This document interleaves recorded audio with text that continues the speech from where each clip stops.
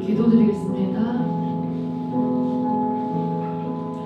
존귀하신 하나님, 높은 하늘 보좌에 계신 하나님을 찬양합니다. 기쁜 마음으로 찬양할 때 성령으로 우리를 충만케 하시고 찬양을 통하여 아픈 마음을 치유되게 하시기를 기도드립니다. 예수님의 이름으로 기도드립니다.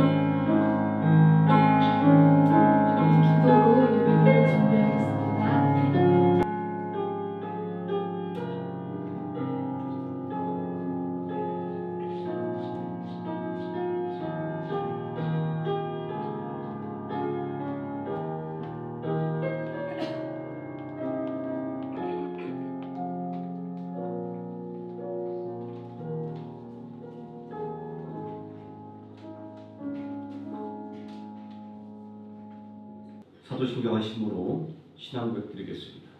전능하사 천지를 만드신 하나님 아버지를 내가 믿사오며 그 외아들 우리 주 예수 그리스도를 믿사오니 이는 성령으로 잉태하사 동정녀 마리아에게 나시고 본디오 빌라도에게 고난을 받으사 십자가에 못 박혀 죽으시고 장사한 지 사흘 만에 죽은 자 가운데서 다시 살아나시며 하늘에 오르사 전능하신 하나님 우편에 앉아 계시다가 저리로서 산 자와 죽은 자를 심판하러 오시리라.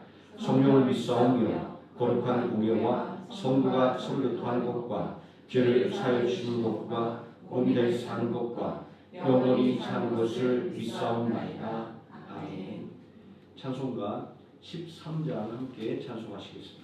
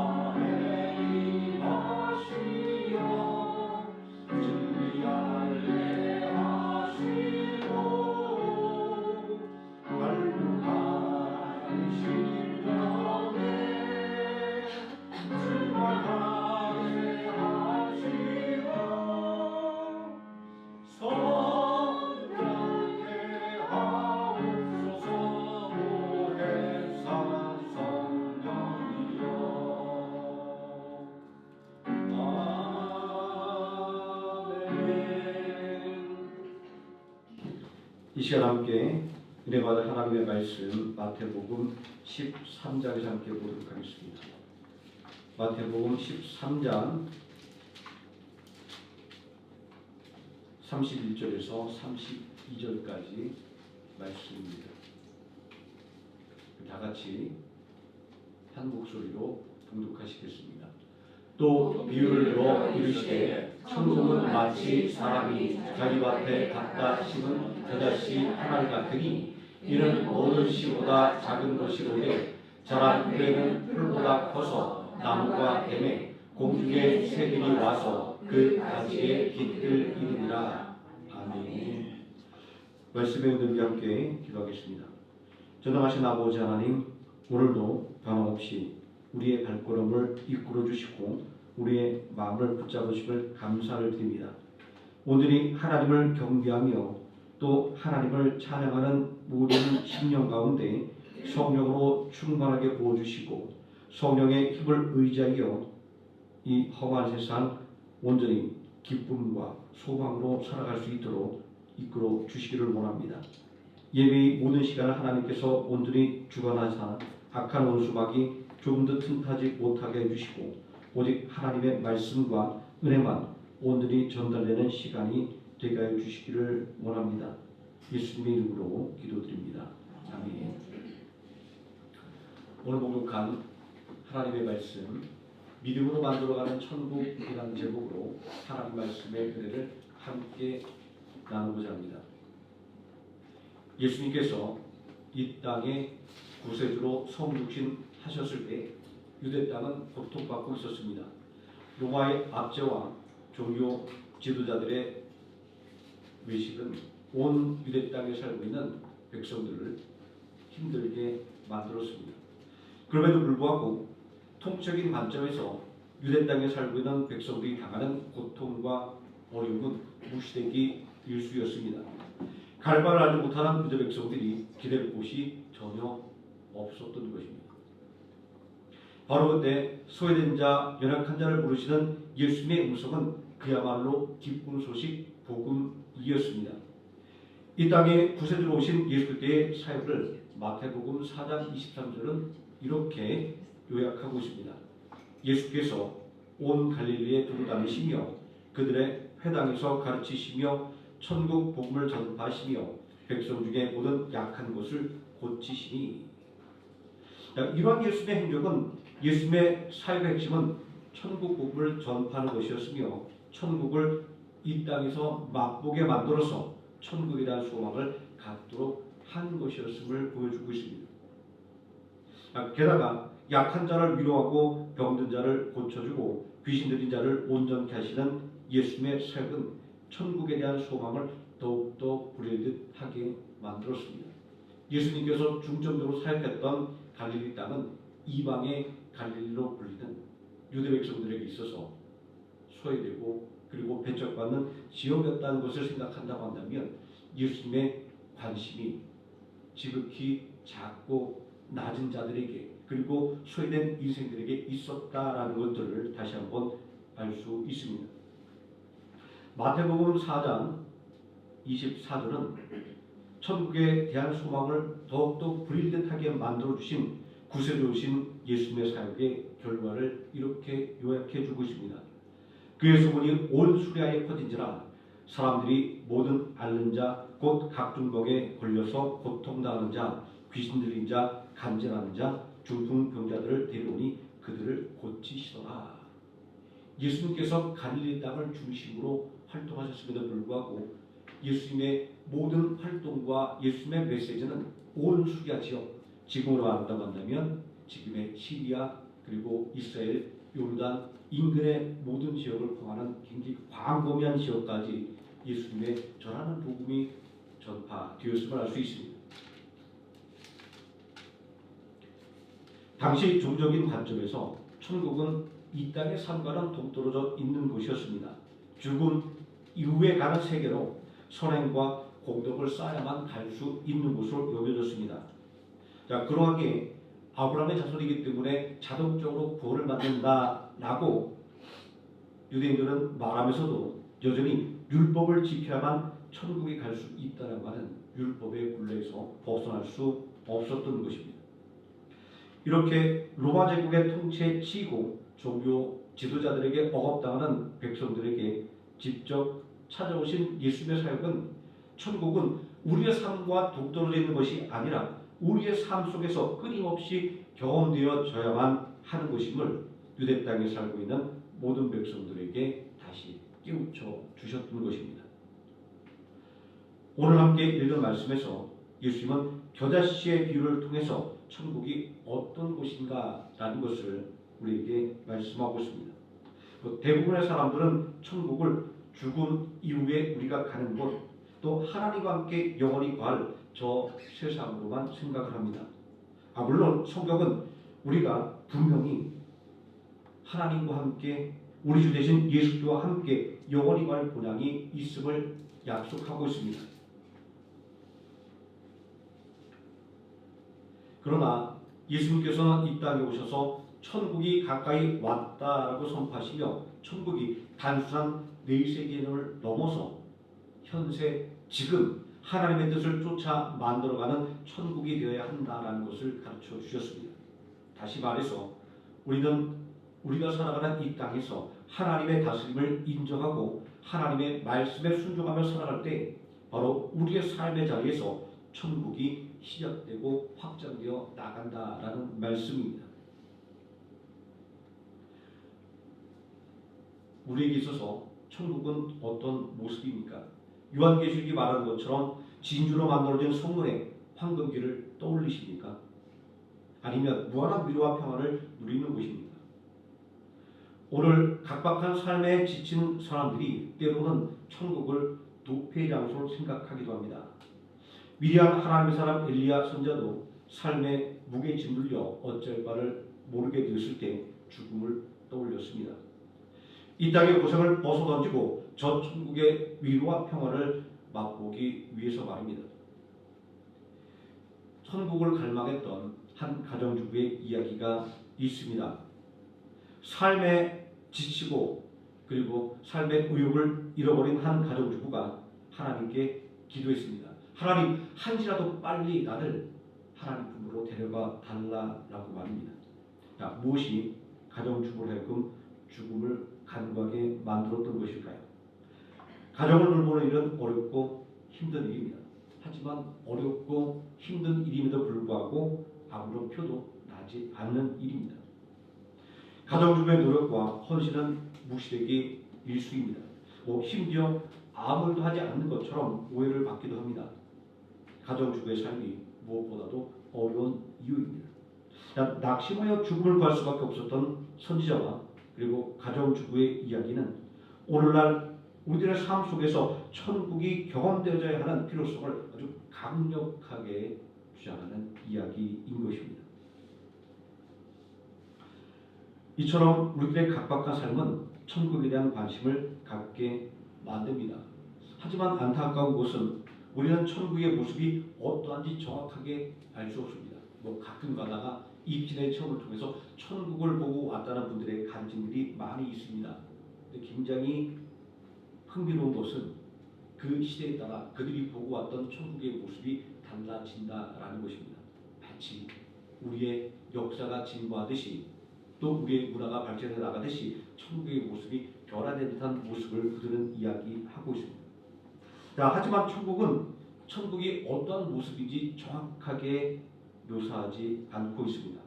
성경을 통해서 우리가 알 수 있는 것은 천국이 어떤 곳인지 또 천국이 지향하고 있는 것이 무엇인가라는 것만 알 수 있습니다. 예수님께서 말씀하신 겨자씨 비유는 세상 사람들이 생각하는 그런 흔한 천국의 모습을 이야기하고 있지 않습니다. 천국의 비유에서 겨자씨를 밭에 심는 행위는 천국이 우리들의 삶 속에서 벌어지는 일이라고 하는 것을 비유하고 있습니다.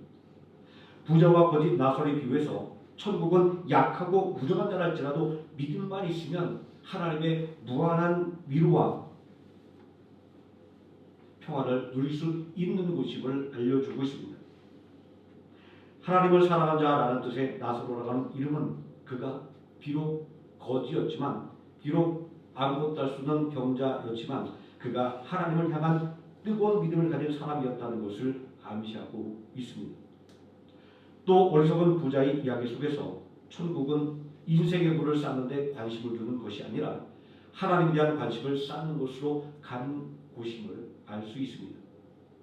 성경이 말씀하고 있는 천국에는 문턱이 없습니다. 누구나 믿음만 있으면 들어갈 수 있는 곳입니다. 천국 문은 믿음을 가진 사람에게는 활짝 열려 있습니다. 그러므로 예수님께서 겨자씨를 통해서 천국의 속성을 말씀하고 있을 때 이 천국은 죽음 이후에만 가는 곳이 아니다라는 것입니다. 천국은 지금 우리가 살아가고 있는 우리의 삶의 자리에서 소망하고 만들어 가야 하는 것임을 우리에게 겨자씨 비유는 알려주고 있습니다. 예수님께서 천국을 설명하시며 겨자씨의 비유를 들었습니다. 또 비유를 들어 이르시되 천국은 마치 사람이 자기 밭에 갖다 심은 겨자씨 하나 같으니 이는 모든 씨보다 작은 것이로되 자라는 데는 풀보다 커서 나무가 되매 공중의 새들이 와서 그 가지에 깃들이느니라. 예수님이 말씀하고 있는 이 겨자씨 비유는 천국의 핵심은 자라나는 데 있다, 성장에 있다라는 것을 말씀하고 있습니다. 예수님께서 이 겨자씨 비유를 통해서 천국의 본질적인 특성인 이 성장을 두 가지 면에서 이야기하고 있습니다. 첫째, 천국의 출발점은 미약합니다. 겨자씨 비유에서 천국의 시작은 아주 미약합니다. 겨자씨는 당시 가나안 땅에서 재배되던 씨앗 중에 가장 작은 것으로 알려져 있습니다. 물론 더 작은 씨앗을 이야기한다고 한다면 여러 씨앗을 들 수 있습니다. 하지만 겨자씨만큼 작다라고 하는 것은 우리는 깨알처럼 작다, 아니면 좁쌀처럼 속이 좁다라고 말하는 것을 통해서 아주 작은 것을 표현한 것처럼 당시 가나안 땅에 살고 있던 사람들은 가장 작은 것을 표현할 때 겨자씨에 이렇게 비유를 했던 것을 알 수 있습니다. 예수님은 왜 하필 가장 작은 씨앗에 천국을 비유하셨을까요? 이런 천국이 처음에는 눈에 보이지 않고 보잘것없이 보이며 심지어는 무시당할 정도로 작게 시작될 수 있음을 보여주고 있습니다. 우리의 믿음의 모습이 바로 이러한 겨자씨에 비유될 수 있습니다. 누군가는 예수를 열심히 믿는다고 하는데 그의 삶에 있어서 하나님의 은혜와 축복이 나타나 보이지 않는 사람도 있습니다. 그 사람들은 그런 사람들을 보며 믿음이 무슨 소용이 있느냐라고 이야기하기도 합니다. 그러나 믿음은 그렇게 시작되는 것이다라고 예수님은 겨자씨의 비유를 통해서 이야기하고 있습니다. 역사적으로 살펴볼 때도 예수님께서 복음을 전파하실 때 그 시작은 아주 미약했습니다. 제자들이 성령 충만을 받고 교회를 세웠을 때에도 그 시작은 아주 미약했습니다. 로마 제국의 거대한 권력과 유대 종교 지도자들의 견고한 체제 앞에서 예수님과 12 제자 그리고 소수의 그리스도인들은 마치 겨자씨처럼 보잘것없는 존재들이었습니다.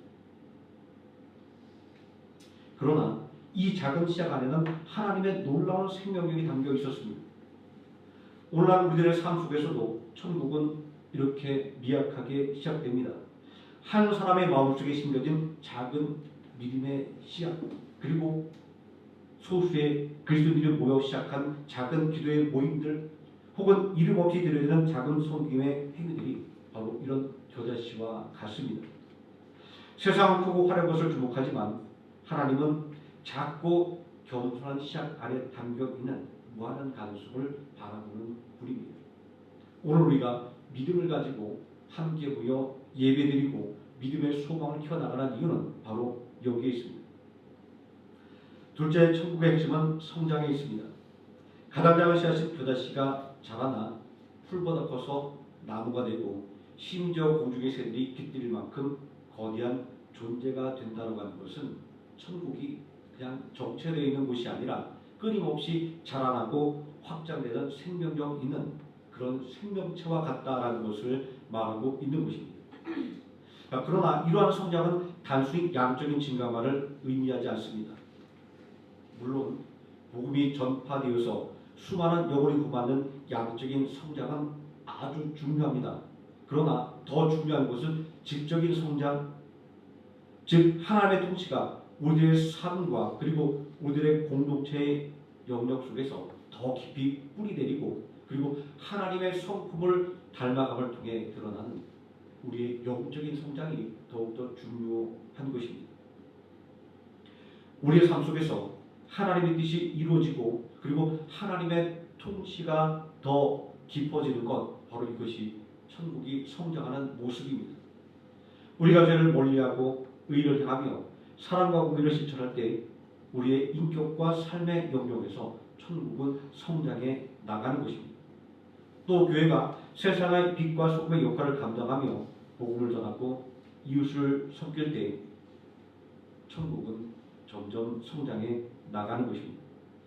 이처럼 천국은 살아있는 생명체처럼 끊임없이 자라나고 변화하며 그 영향력을 넓혀가는 것입니다. 천국의 특성은 성장하는 것이라고 말씀드렸는데 이 천국이 성장하는 이유는 무엇일까요? 동서고금을 막론하고 힘을 가진 나라들은 영향력을 확대하기 위해 노력했습니다. 남의 땅을 빼앗기도 하고 그 땅의 자원을 약탈하기도 하고 또 문화적으로 정치적인 속국으로 만들기도 했습니다. 천국이 성장한다고 하는 것은 이런 것이 아닐까라는 오해를 불러올 수도 있습니다. 하지만 천국의 성장은 천국의 영향력을 확장시키고 사람들을 그 안에 복종시키는 데 있지 않습니다. 겨자씨 비유 속에 천국이 성장하는 이유의 답이 들어있습니다.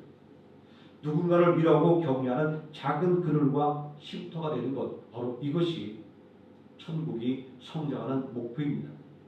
공중에서 이리 와서 그 가지에 깃들 있느니라. 겨자씨의 성장의 목표라는 것은 거대한 나무가 되는 것이 아니었습니다. 그저 작은 새들에게 그늘과 쉼터를 제공하면 족한 것이었습니다. 천국의 성장의 궁극적인 목표는 누군가에게 작은 그늘이 되어주고 작은 보금자리가 되어주는 것입니다.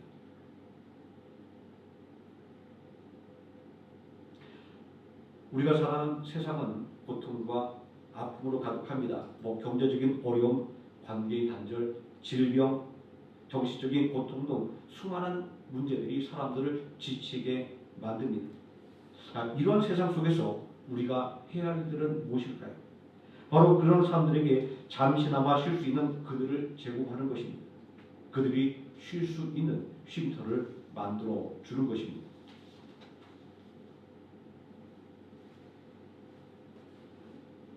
이러한 일들은 아주 거창한 봉사 활동만을 의미하지 않습니다. 우리가 직장이나 이웃에서 만난 사람들의 어려움을 공감해주고 또 기도하는 것, 또 가까운 사람들과 가족들에게 따뜻한 사랑의 말을 건네는 것, 이 모든 것들이 누군가에게는 시원한 그늘이 되어주는 행위이고 또 누군가에게는 그 마음에 쉼을 줄 수 있는 행동이라고 하는 것을 우리는 기억해야 할 것입니다. 천국의 성장 목표가 작은 쉼터가 되는 삶이라고 말씀을 드렸습니다. 세상 풍파 속에서 갈 곳 없이 갈 곳을 잃고 방황하는 영혼들에게 안전하고 따뜻한 쉼터를 제공하는 것입니다. 쉼터는 안식과 안전, 소속감을 의미합니다.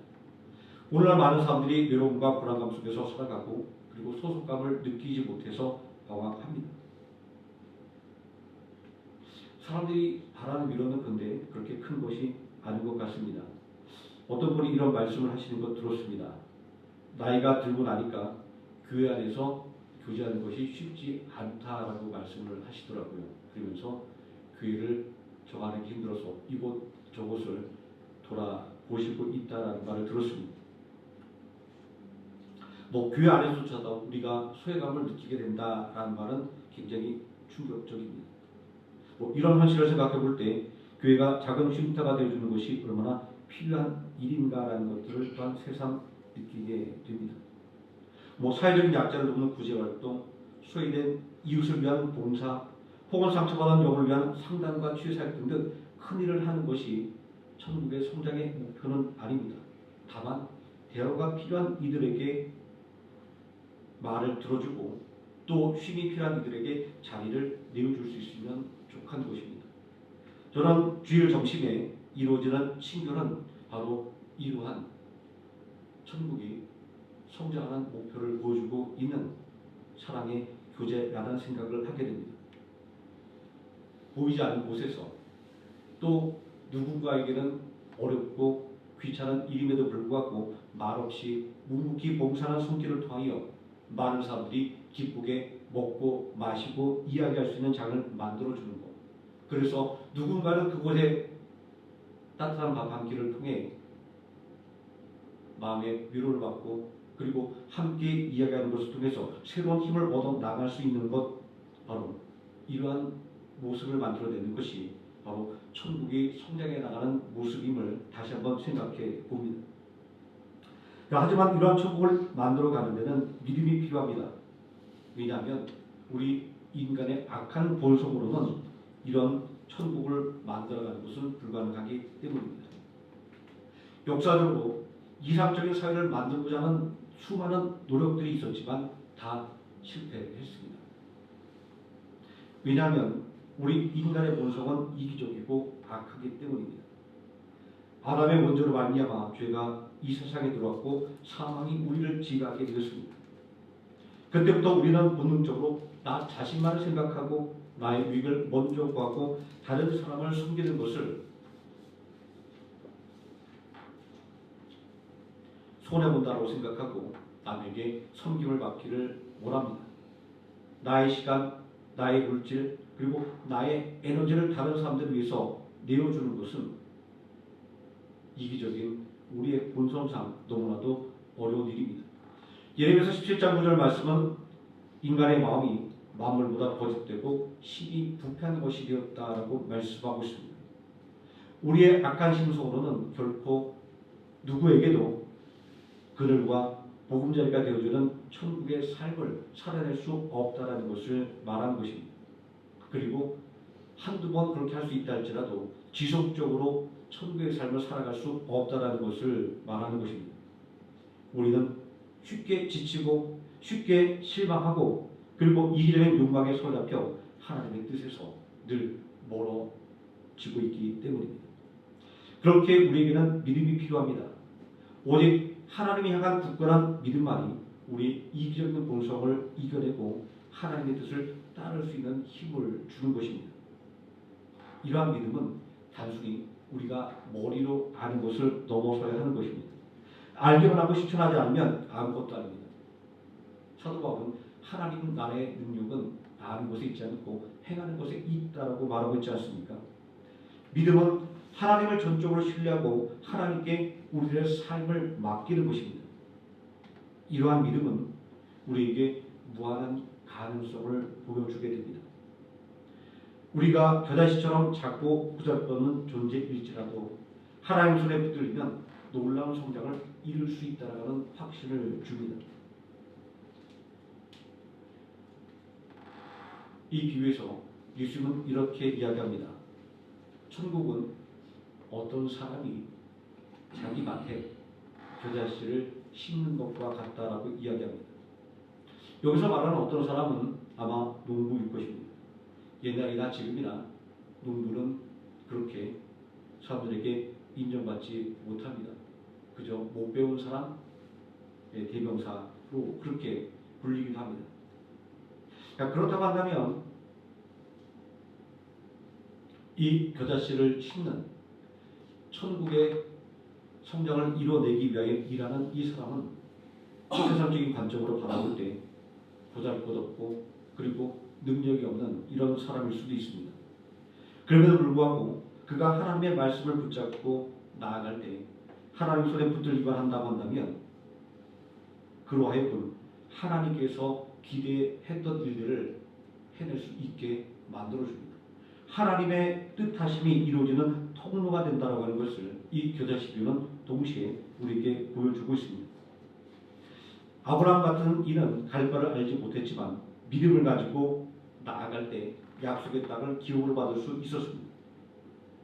모세는 자신에게 이스라엘 민족을 이끌 능력이 없음을 고백할 수밖에 없었지만 오늘의 하나님의 능력을 믿음으로 나갈 때 이스라엘 백성들을 이끌어 갈 수 있었습니다.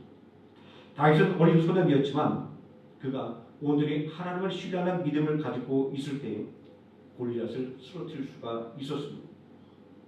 이들 모두는 자신의 열악함에도 불구하고 하나님을 사랑하는 자에게 능력 주시는 하나님이심을 믿는 믿음으로 말미암아 하나님의 위대한 역사를 이루어낸 믿음의 사람들이었습니다. 믿음은 우리들에게 순종의 용기를 줍니다. 이기주의, 개인주의라고 하는 세상의 가치관과 충돌한다 할지라도 하나님의 말씀에 순종하며 사랑을 실천하게 만드는 원동력이 되는 것입니다. 믿음은 우리가 살아가는 이 삶 속의 어려움 속에서도 좌절하지 않고 하나님의 말씀에 따라 순종하고 또 하나님을 섬기게 만들어줍니다. 성령님께서 우리가 믿음으로 나갈 때 우리의 마음을 변화시키고 우리 안에 하나님의 사랑을 부어주셔서 우리가 성도를 그리고 이웃을 사랑하고 섬길 수 있도록 능력을 주시는 것입니다. 교회 안에서 눈에 보이지 않는 섬김과 헌신 이 모든 모습들은 성령님께서 우리 안에 부어주시는 그 성령의 능력으로 말미암아 이루어지는 것이라는 것들을 우리는 마음속에 새길 때 지치지 않고 그리고 낙심하지 않고 끊임없이 더 큰 헌신과 섬김과 봉사로 성도를 섬기며 교회를 섬기며 나아가게 될 것입니다.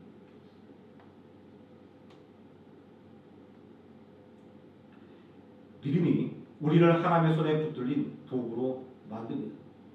믿음이 우리의 악한 본성을 이겨내고 하나님의 선하신 뜻을 이 땅에 실천하게 만드는 그런 유일한 도구가 된다는 것입니다. 이제 우리는 이 겨자씨 비유를 통해서 우리의 삶을 다시 한번 돌아보아야 됩니다.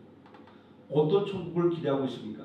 혹시 죽은 이후에 갈 천국만을 바라보며 이 땅에서 살아가는 삶은 그저 내 마음대로 살아가거나 아니면 고통을 인내하며 기다리는 시간이라고만 생각하고 있지는 않습니까?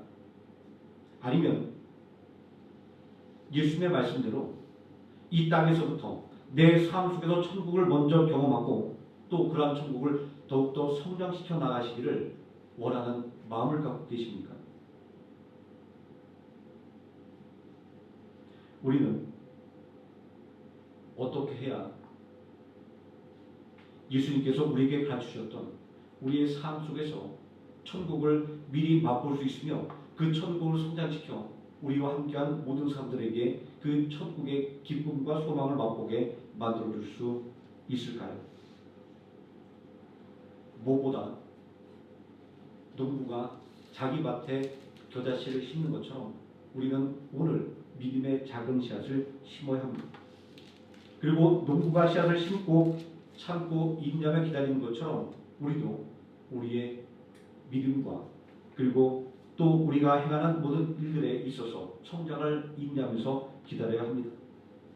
그리고 나 자신만의 유익을 위해서 믿음의 생활을 하는 것이 아니라 나를 통하여 하나님의 은혜와 사랑이 모든 사람들에게 임하게 되는 더 큰 소망을 바라보며 우리는 믿음의 길을 걸어가야 하는 것입니다.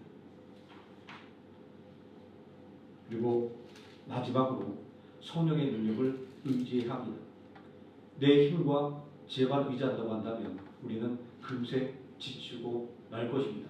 넘어진다고 하면 다시 일어설 힘을 회복하지 못하게 될 것입니다. 그러나 성령의 능력을 의지하며 나가게 될 때 우리는 어떠한 어려움을 만난다 할지라도 낙심하지 않게 되고 비록 실패를 경험한다 할지라도 좌절하지 않고 다시금 소망을 갖고 앞으로 나아갈 수 있게 될 것입니다. 천국과 지옥이 어떤 것인지 우리에게 알려주는 옛날 이야기가 있습니다. 누가 이런 이야기를 했었습니다. 지옥은 식탁에 사람들이 앉아서 서로 먹으려고 아귀다툼을 하다가 아무도 먹지 못하는 곳이고 또 천국은 서로에게 떠먹여줌으로 서로가 만족하게 기쁘게 식사를 할 수 있는 곳이다 라는 이야기를 들었던 그런 기억이 납니다. 천국이 어떤 곳이 되어야 하는지 우리에게 분명히 알려주는 그런 이야기입니다. 제가 말씀에 서두에 말씀드렸던 삶의 의욕을 잃어버리고 죽는 것을 기도했던 한 가정주부의 이야기로 말씀을 마치고자 합니다. 삶의 의욕을 잊어버리고 하나님께 죽음을 간구하는 가정주부가 있었습니다. 하나님께서 어느 날 그 가정주부에게 이렇게 얘기합니다. 얘야 진짜 죽고 싶니? 그러자 그 가정주부는 이야기합니다. 하나님 진짜 죽고 싶습니다. 더 이상 살 의욕도 없고 살 가치도 없습니다. 그러자 하나님은 이렇게 얘기합니다. 그래 어차피 죽을 일 그렇다고 한다면 내가 앞으로 3개월의 시간을 줄 테니까 너희 가정과 주변에 그 모든 환경들을 아름답게 꾸며라 라고 이렇게 하나님께서 말씀하는 것이었습니다. 여인은 이제 곧 있으면 자신의 바람대로 곧 죽을 수 있다고 생각을 하고 집을 정리하고 치우고 또 주변을 가꾸기 시작했습니다. 어느덧 3개월이 지났습니다. 하나님 다시금 여인에게 묻습니다. 얘야 지금도 죽고 싶니? 그러자 그 여인이 이렇게 얘기합니다. 하나님 죽고 싶은 마음에 변함이 없습니다. 그러자 하나님은 이제 이렇게 얘기합니다. 또 3개월의 시간을 줄 테니까 이제는 마지막으로 내 남편과 그리고 자녀들에게 내가 줄 수 있는 사랑을 아낌없이 쏟아주라고 하나님께서 말씀하는 것이었습니다. 여인은 삶에 지쳤고 아무 의욕도 없었음에도 불구하고 이제 곧 있으면 죽는다라고 하는 하나의 인력으로 열심히 없는 사람과 희생도 쥐어짜면서 남편을 섬기고 그리고 자녀들을 돌보기 시작했습니다. 그리고 3개월이 지난 후에 다시 하나님이 이 여인을 찾아왔습니다. 그리고 묻습니다. 얘야, 지금도 죽고 싶니? 라고 얘기하자. 이렇게 묻는데, 아이고 하나님, 아닙니다. 저도 살고 싶습니다. 제가 집을 가꾸고 그리고 남편을 섬기고 아이들에게 사랑을 베풀다 보니까 우리 집이 바로 천국이라고 하는 것을 깨닫게 되었습니다. 라는 그런 이야기였다는 것입니다. 천국은 멀리 있지 않습니다.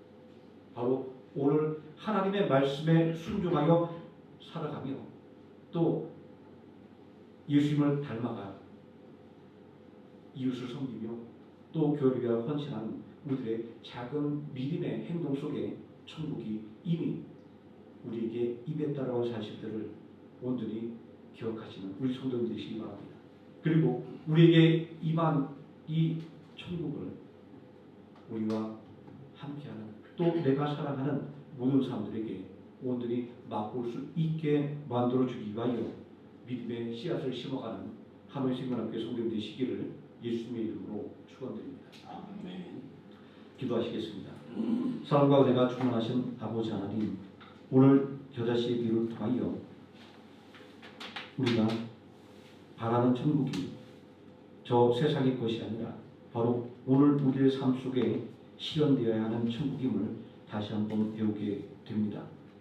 오직 하나님의 말씀을 생각하며 하나님께 순종하고 또 섬기며 나아갈 때 진정으로 하나님의 나라가 우리 안에 임하며 그 안에서 기쁨과 또 사랑을 맛볼 수 있음을 오늘 말씀을 통하여 다시 한번 배우게 됩니다.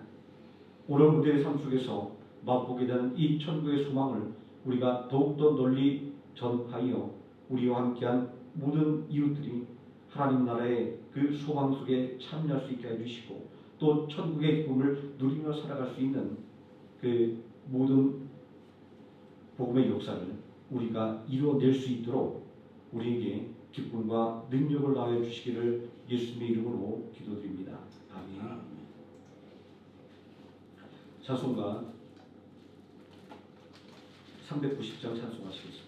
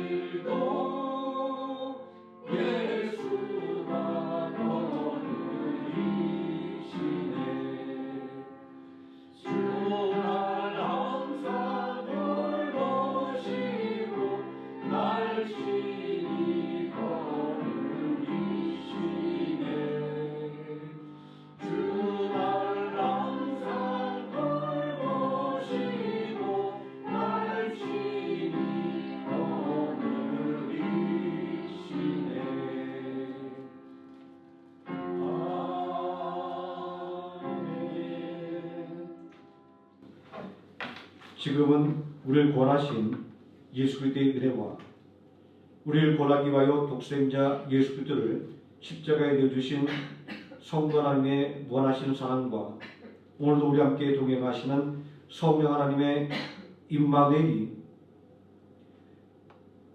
천국의 삶을 오늘 우리의 삶 속에서 맛보며 천국에 대한 소망을 온전히 전파하기를 소망하는 모든 성도들의 머리 위와 하루의 생명교회 머리 위 지금부터 영원토록 함께 계실지어다. 아멘.